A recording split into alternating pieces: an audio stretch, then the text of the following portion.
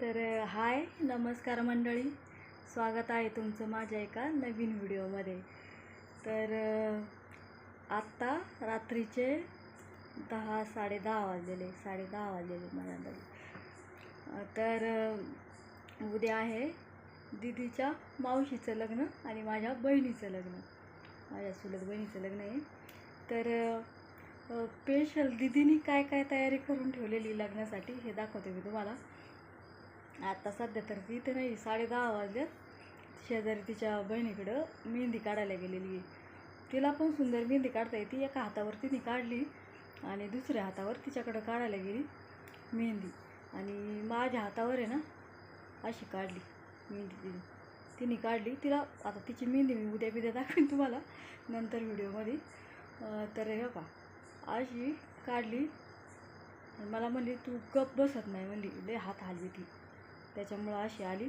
आणि तो मॅजिक कोण कसला तिने आणला होता तो अजिबात व्यवस्थित रंगला नाही, कलर व्यवस्थित आला नाही, त्याच्यामुळं दुसऱ्या हातावर काय मी तिला काढून दिली नाही। म्हणलं मी दुसरा कोण आणाय सांगते पप्पाला आणि दुसऱ्या कोणनी मी काढते मेहंदी। आणि मग ती गेली तिकडे मेहंदी काढायला, आणि तिने काय काय तयारी करून ठेवली हे दाखवते मी तुम्हाला।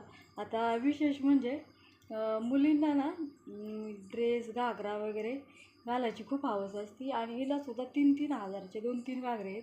आणि पण एकदा घातला ना तो दुसऱ्या लग्नात तिला घालू वाटत नाही, म्हणते नको सारखा तोच घालायचा का। आणि मग साडी घालण्याचा तिचा प्लॅन आहे, आणि त्या साडीचं इतकी तयारी केलेली आहे, पार टिकलीपासून चपलेपर्यंत 2-4 दिवस झाले तिचा तोच नाच चालला। हे मॅचिंग गोळा कर, ते कर, साडी, टिकली, ब्लाऊज, हेअरस्टाईल, ते हेअरस्टाईल तर म्हणली मला मेकअप आणि हेअरस्टाईल पार्लरमध्ये करायची।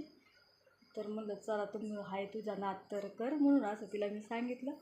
तर विचारून आली पार्लरमध्ये जाऊन किती वाजता येऊ, किती वेळ लागेल, किती पैसे घेताना, असं म्हणजे तिला म्हणलं तू या पद्धतीने विचारून ये। तर आली विचारून, आणि मग उद्या दाखवेन मी लुक तिला तुम्हाला तिचा। पण आता सध्या तिने काय काय तयारी करून ठेवलेली आहे दाखव। तर पाहू शकता तुम्ही, आता ही 2-3 नेल पेंट काढून ठेवल्यात बरं का। आता याच्यातल्या कोणती लावायची तिला काय माहिती, अशा 2-3 प्रकारच्या हे नेल पेंट साईडला काढून ठेवल्यात ह्या हेअरस्टाईल करण्यासाठी।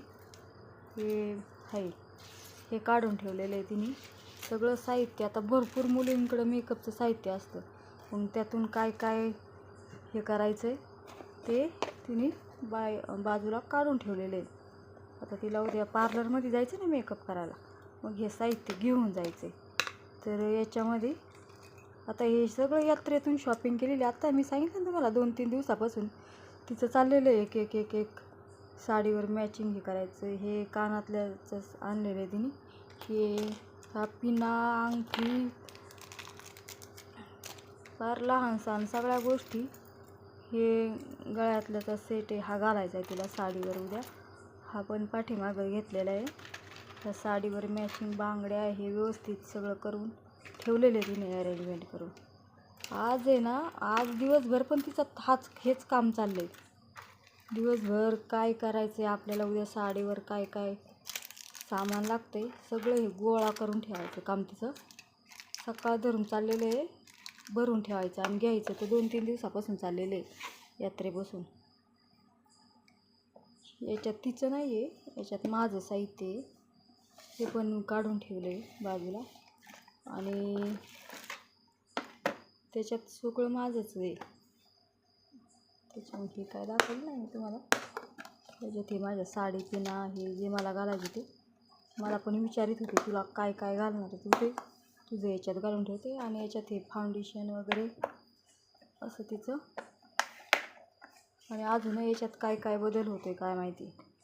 हे फाउंडेशन, हे लॅक्मे पावडर, हे आयलायनर, काजळ पेन्सिल, लिप लायनर, हे असं सगळं सामायिक आहे। खाली हे आय शॅडो पॅलेट म्हणतात ते छोटं, हे असं म्हणजे ना जी सामान लागतं आहे महत्त्वाचं तेवढं सगळं तिने व्यवस्थित ठेवलेलं आहे भरून। आणि ते हे दाखवलं मी तुम्हाला.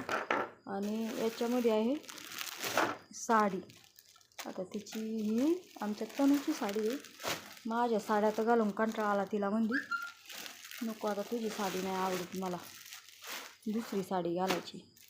मग आता ही साडी तनूची घेतली, हिला प्रेसला नेऊन टाकली होती, इस्त्री करून आणली आणि ठेवलं हे सगळं व्यवस्थित हे करून. असं नियोजन आहे सगळं तिचं मावशीच्या लग्नाचं. याच्यामध्ये माझी साडी आहे आणि ही ती घालणार आहे ती साडी आहे. दाखवलं मी तुम्हाला कशी दिदूबाईची आमच्या तयारी चालू आहे लग्नाची. आणि आता 10:30 पावणे 11 वाजले, अजून पण मेहंदी काढून आली नाही. आता केव्हा येते झोपायला काय माहिती. आणि माझं तर मेहंदीचा सगळा पचका झालेला आहे, काढली पण नाही तिने व्यवस्थित आणि त्यातून कलर पण नाही आला छान. आता अजून ह्या हातावर बाकी आहे इकडची. आता एक काढणार आहे मी व्हिडिओ याच्यावर. इस्त्री जोडली होती दादाच्या आणि त्याच्या पप्पांच्या कपड्यांना इस्त्री केली. आणि मला पण अजून नेल पेंट वगैरे भरपूर माझं पण उरकायचं बाकी आहे. बाकीची कामं आपली चालू असतात, त्याच्यामुळं मग काही बनलं नाही.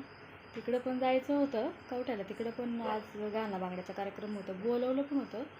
पण लग्न आपल्या जवळ आहे आणि मग तिकडं नाही जायला कंटाळाच केला. आज कसं मुलांचा रिझल्ट होता आणि तिथून पुढं आम्हाला गवार तोडायची होती.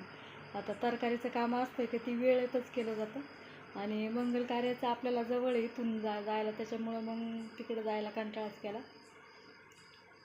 बरं मग चाललेलं आहे आपलं असं निवांत काम. तर आणि उद्या लवकर लग्न आहे, 10चा टाईम आहे लग्नाचा. ते लग्नाचा नाही, हळदीचा. आणि 10चा जरी टायमिंग असला तरी 11, 11:30, 12 सुद्धा वाजू शकतात. त्याच्यामुळं मग जरी 11-12 जरी वाजले तरी आपल्याला थोडंसं वेळेत उरकून जायचं म्हणल्यावर निदान 9-10 वाजता तरी घरून निघलं पाहिजे. त्याच्यामुळं मग आत्ताचं उरकावं आवरावर थोडीशी करून ठेवली की मग जास्त वेळ लागत नाही आपल्याला. तर लग्नाचं सुद्धा